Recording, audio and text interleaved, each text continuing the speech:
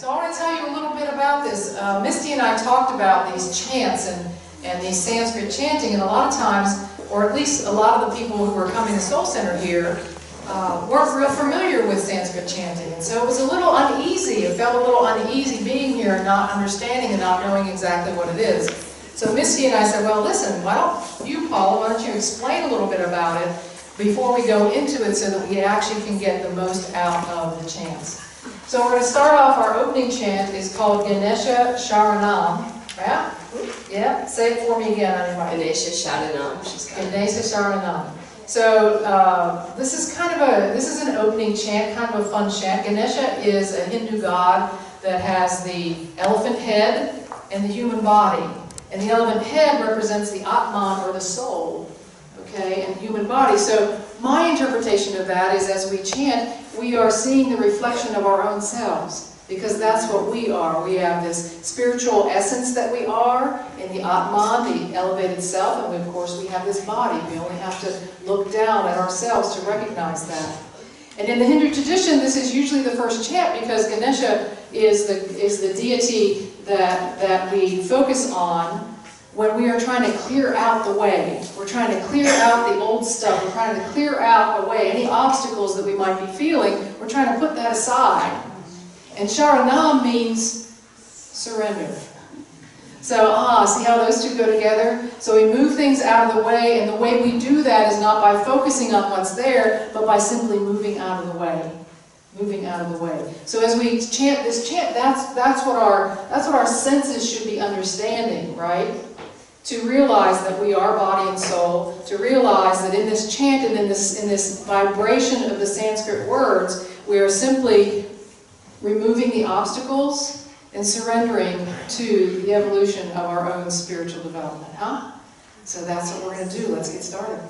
Yes, that's perfect. I send Paula these lengthy emails about all the things that mantras mean, and she puts it so beautifully in just a few words. It's amazing.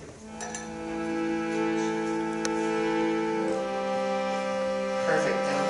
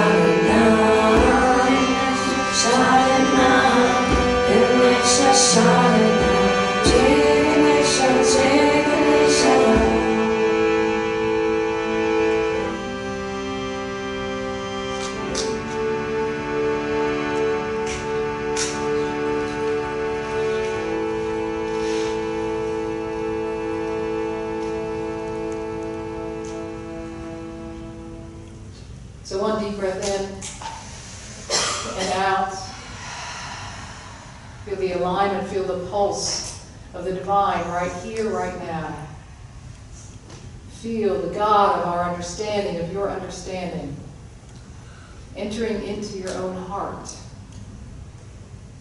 Feeling the possibility of having removed an obstacle, of having been aware of a new possibility, of feeling the vibration in the hearts and minds of those sitting around us. For this, we are grateful, and so it is. Amen. All right, the kids want to go back with Holly and do your creative work? Yes. I want to say yes. Yes.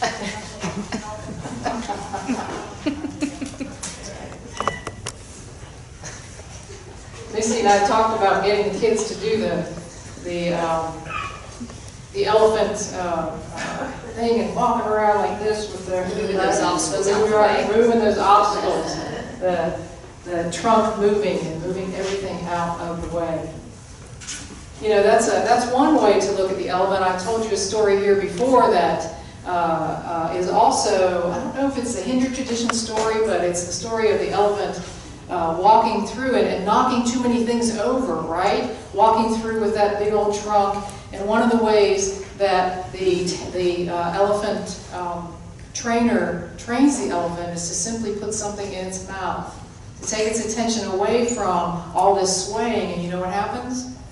That elephant can walk through the world, or walk through its exercise, or walk through the jungle and not hit anything else because he's concentrating on this right here. So there's always more than one way to look at something, and I always encourage you, if it doesn't quite make sense to you, make sense of it in your way. Make sense of it in your way. Well, I want to share a little bit about Kirtan, which is what we are participating in really, right, is Kirtan. And Kirtan is simply means to praise the Exalted One, to praise the Exalted One, to praise the Divine. And what does praise really mean? You know, I look things up in the dictionary all the time, because sometimes the idea that I have about what it means might be just a little bit off, or I might want to finesse it a little bit. And what praise means is to offer or to express gratitude. Right? To offer or to express gratitude. So what I'm really doing is praising the Exalted, praising the Divine, praising the God of my understanding by acknowledging that as an essence in my life, a power in my life, and being grateful for it. Wow, that's pretty cool, yeah? And mantra means, this was a good one that I found out. And I know you all know this already. You're all, yeah. But mantra means, what does it mean? Do you know what it means, Rachel? Mantra means instrument to train the mind. Instrument to train the mind. That's simply what a mantra is. So we enunciate this Ganesha Sharanam, and we're repeating that in order to train our mind, in order to take our mind away from what we call the monkey mind, or all these things that have happened up to now, and all the things we're worried about that are going to happen in the future. We use that mantra to train our minds to be right here, right now, so that we're not being pulled and distracted in different directions. And when we repeat that mantra, so we're really not repeating it to the God or to a deity, we're repeating it to bring ourselves here. We're repeating it to bring ourselves in alignment with and getting rid of the distractions. That's what we're doing. The key lies in that repetition. And even something as simple as one of the mantras I use sometimes is simply these three words: God in me. Think about a time when I'm distressed or frustrated or whatever, and if I just sat there and closed my eyes and repeated, God in me. God, at first I wouldn't believe it. First I would just be saying the words, and pretty soon I would be having an experience maybe of God in me. I would be accepting that that could be true, that God is living me. So it's not complex. It's simply allowing my mind to come right here. God in me, God in me, God in me, God through me. God as me. You can see how that would work? So you can create your own mantra, by the way. I mean, that's possible to do just by that. Something that's going to bring you into that alignment. And there are many parallels for mantras like that. You know, in the Jewish tradition, it's the reading of the Torah, the cantors in the Jewish theology for Sabbath, saying those phrases from the Torah.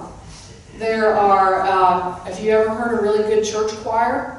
Yep, that's pretty much it. That mantra, a lot of times in the AME churches, they are moved to heights that maybe I can only imagine by repeating those words, by praising, by aligning themselves, by being grateful for the Spirit of God as they know God to be. And in the Catholic tradition, which I was brought up in, there's a lot of call and response with prayers. Those of you who are familiar with that, there's a lot of call and response. In fact, one of the times that I experienced in Catholicism that great vibration was at my dad's funeral. And we were at the, what do you call it, the funeral home, the Mortuary?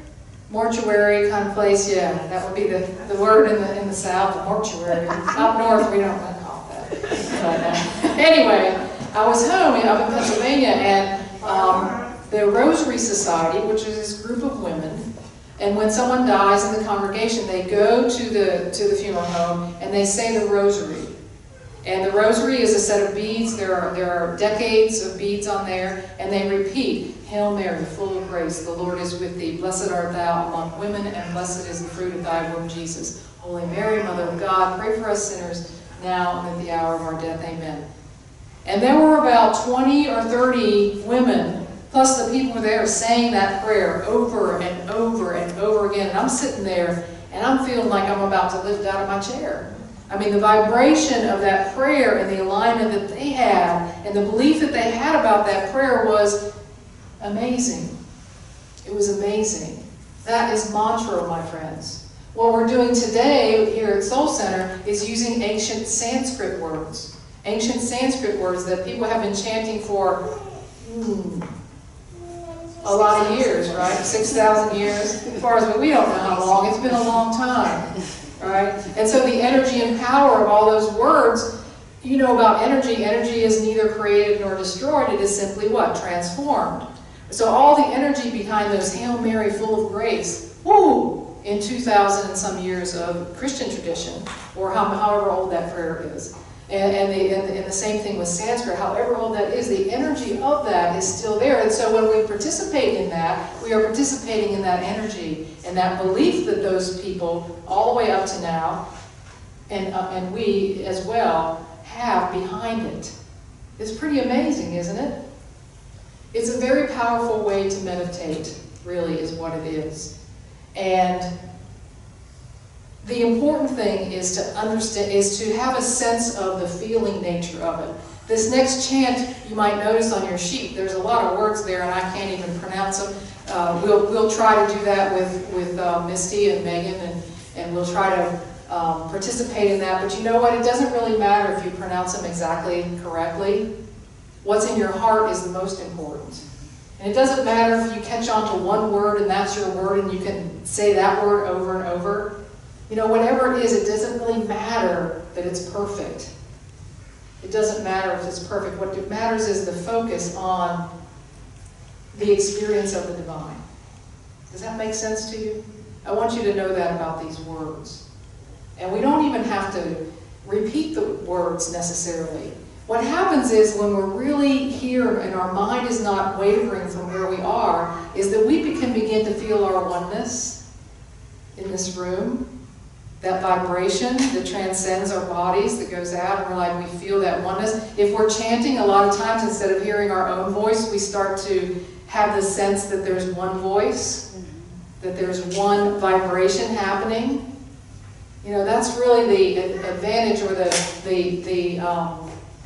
the wonderful experience of Kirtan, is to be together and feel that oneness. So you might even just recognize that sense of that feeling of oneness.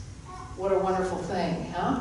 So that's a little bit about Kirtan, a little bit about mantra, what we're really here to do. I hope that helps you insert yourself into this amazing possibility of kirtan.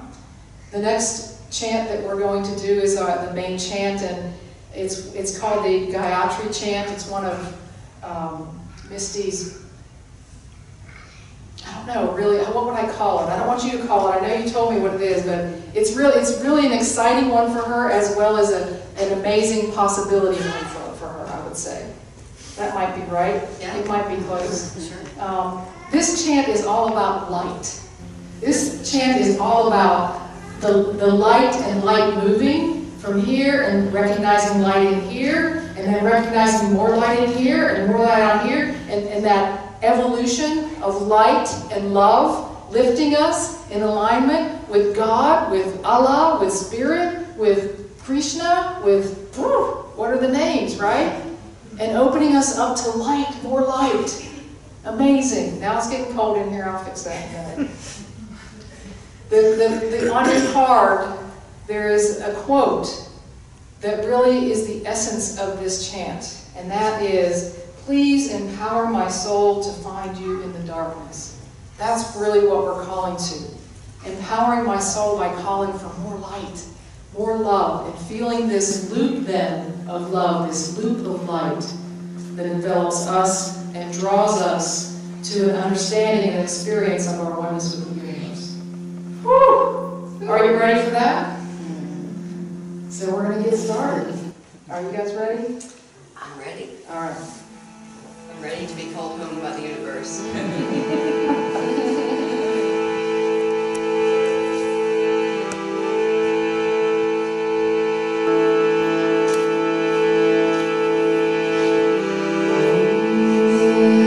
Bhagavad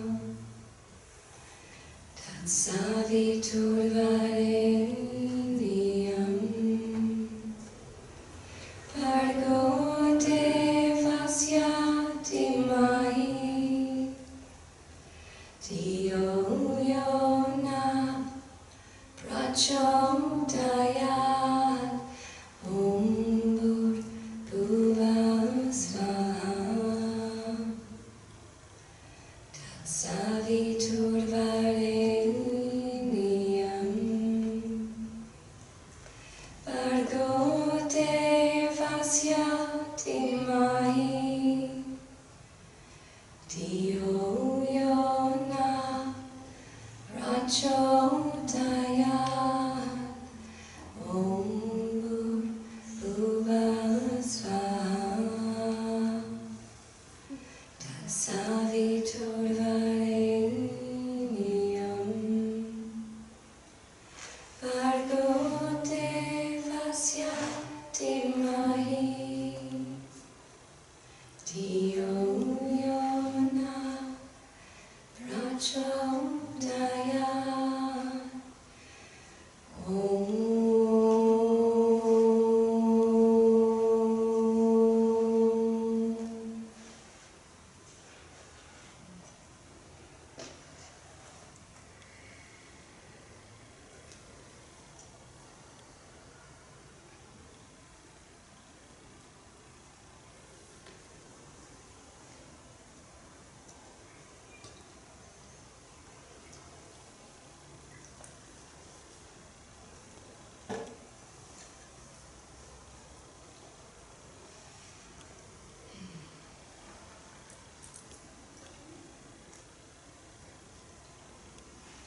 Singing with us and being with us and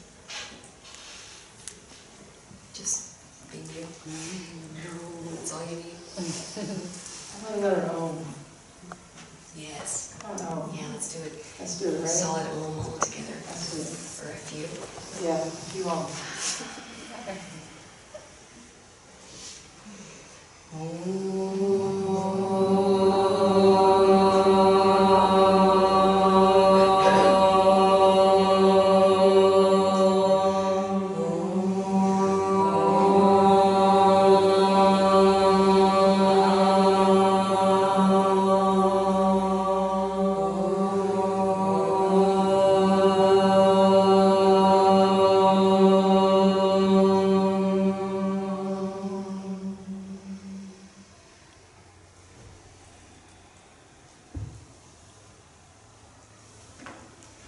Yeah.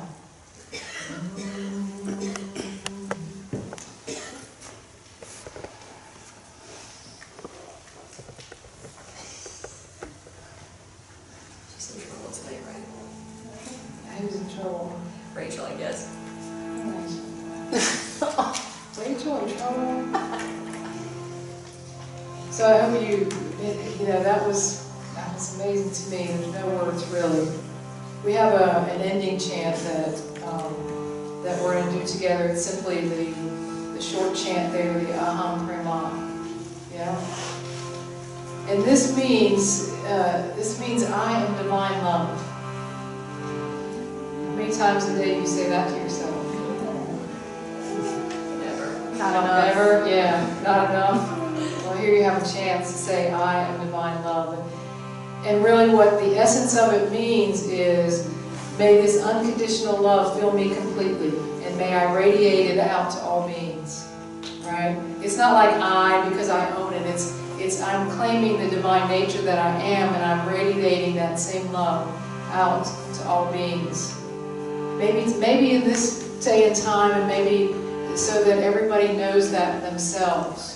How many people do you know in your life that could really be served by knowing their divine nature? That they are divine love as they are. It's simply affirming the truth of our existence, really. Is that spiritual nature that we are, the essence that we are, whole and complete.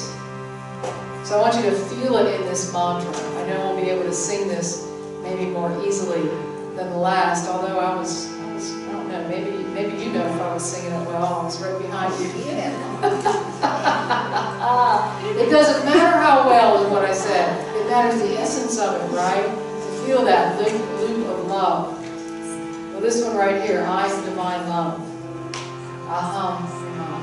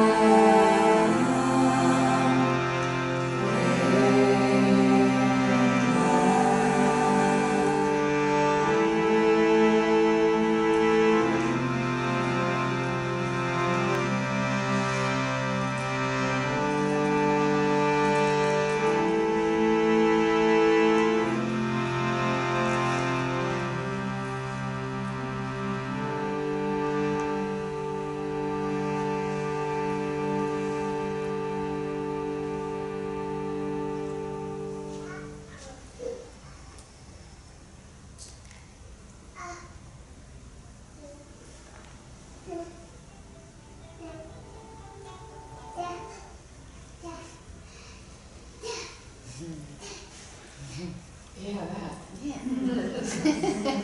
That's kirtan. That's a taste of oneness.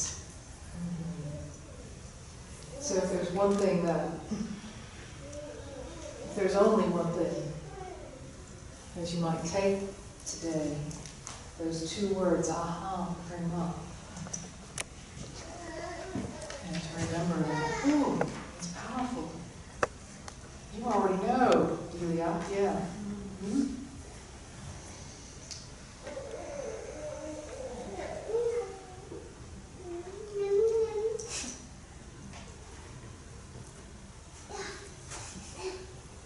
May I be filled with loving kindness. May I be filled with loving kindness. May I be well. May I be well. May I be peaceful and at ease. May I be peaceful and at ease. May I be happy. May I be happy.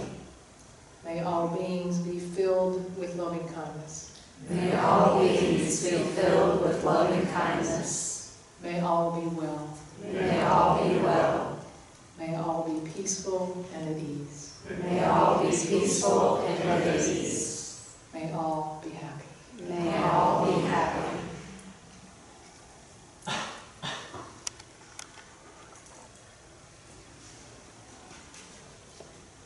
See you next week.